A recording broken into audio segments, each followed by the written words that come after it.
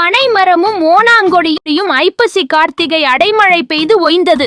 அடுத்து மார்கழியில் ஓணான் கொடி ஒன்று முளைத்த வேகத்தில் பக்கத்திலுள்ள பனை மரத்தின் மேல் பற்றி படர்ந்து வளைந்து வளைந்து மேலே சென்று ஓங்கி படர்ந்தது.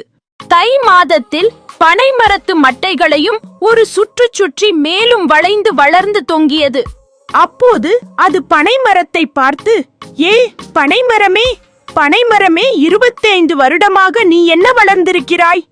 என்னை பார், 25 நாட்களிலேயே உனக்கு மேலே வளர்ந்து விட்டேன் என்று எக்காலமிட்டது.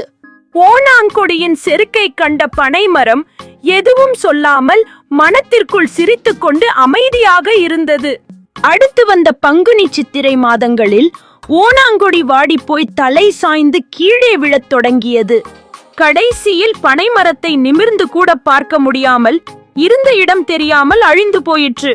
இதை பற்றி சிறிதும் கவலையில்லாமல் முன் போலவே நிமிர்ந்து நின்று கொண்டிருந்தது பனைமரம். ஆற்றலும் அறிவும் உடையவர் எப்போதும் ஒரே தன்மை உடையவர்களாக இருப்பர்.